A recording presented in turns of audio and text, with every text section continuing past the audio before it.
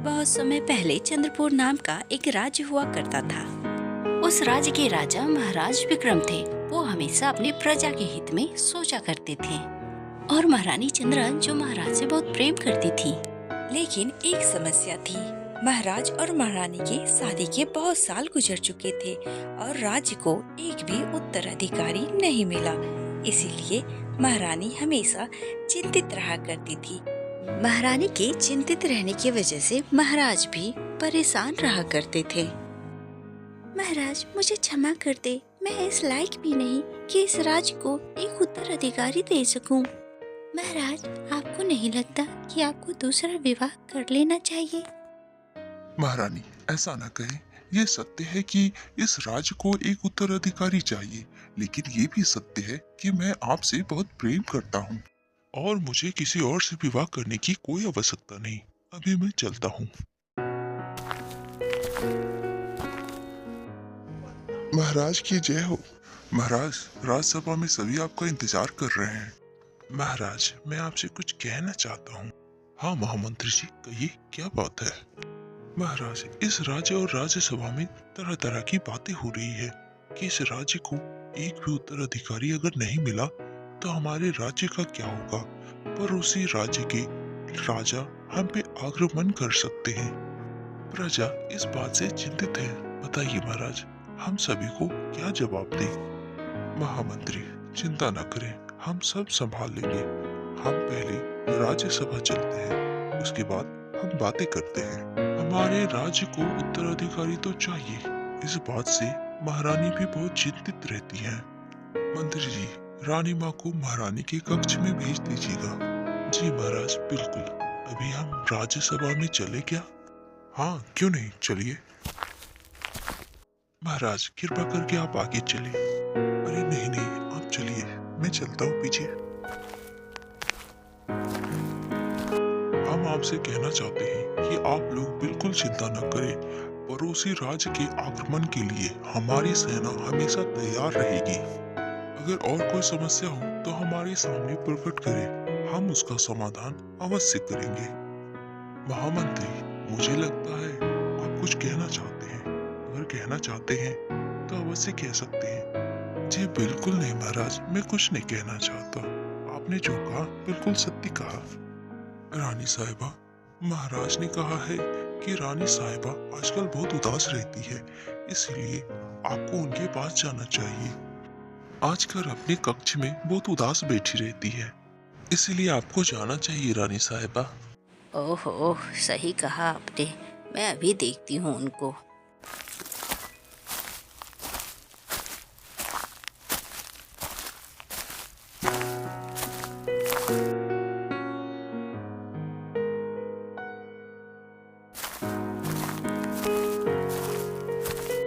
रानी चंद्रा, क्या बात है, आप इतनी उदास क्यों रहती हैं? महामंत्री हमारे कक्ष में आए थे, उन्होंने कहा आपके बारे में और महाराज भी चिंतित है। आप चिंता ना करें महारानी, बताएं मुझे।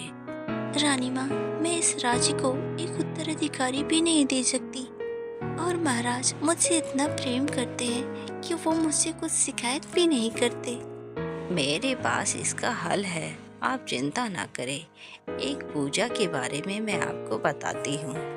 उस पूजा को करने से आप बहुत जल्दी माँ बन सकती हैं। हाँ रानी माँ, मैं ये पूजा अवश्य करूँगी। बस आप मुझे इसका विधि बताएं, मैं अवश्य पूजा करूँगी महाराज और इस राज्य की खुशी के लिए। इस पूजा को छठ पूजा कहते हैं और ये सूर्य देव को अर्पित किया जाता है। कल सुबह तुम तैयार रहना इस पूजा के लिए, मैं आऊंगी। हाँ हाँ रानी माँ, आप जैसा कहेंगी मैं वैसा करूँगी। मैं अवश्य कर तैयार रहूँगी, लेकिन मैं आपसे प्रार्थना करती हूँ कि महाराज को इसके बारे में ना बताएं। हाँ हाँ ठीक है, मैं इसके बारे में महाराज को नहीं कहूँगी। कल तैयार रहिएगा। रानी माँ वहाँ से चली जाती है। अगली सुबह होते ही महारानी और रानी माँ दोनों राजमहल से निकलकर वो नदी की ओर जाती हैं और वहाँ जाकर दोनों पूजा की तैयारी कर रही होती हैं। महारानी चंद्रा धीरे धीरे करके पानी में उतरती है।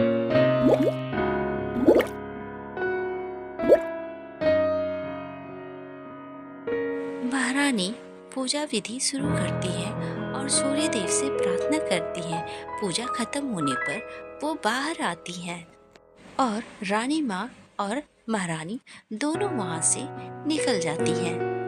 महाराज और महारानी दोनों रात साथ बिताते हैं। कुछ समय गुजर जाते हैं। उसके बाद महारानी खुशी खुशी महाराज के पास आती हैं।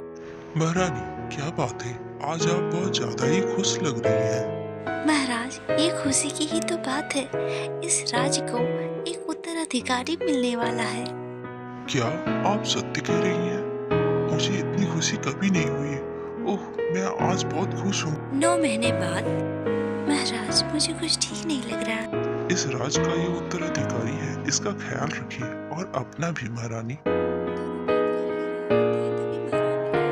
होना शुरू हो जाता है। आप चिंता न करें, मैं आपको अभी ले चलता हूँ। रानी माँ, इन्हें देखें। चिंता न करें, आप बाहर जाएं। जी, मैं बाहर जा रहा हूँ, आप इन्हें देखिए। महाराज बहुत बेसब्री से बाहर इंतजार कर रहे होते हैं। महारानी एक छोटे से राजकुमार को जन्म देती है।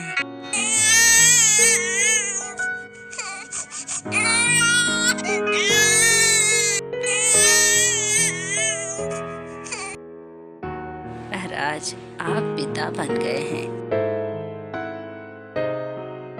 ये अगला राजकुमार है। हमारे इस राज्य को एक उत्तराधिकारी आखिरकार मिल ही गया। रानी माँ और महाराज दोनों एक दूसरे से बात कर रहे होते हैं। तभी रानी चंद्रा वहाँ आती है और महाराज से अपने बच्चे को ले लेती है उन्हें देखने के लिए।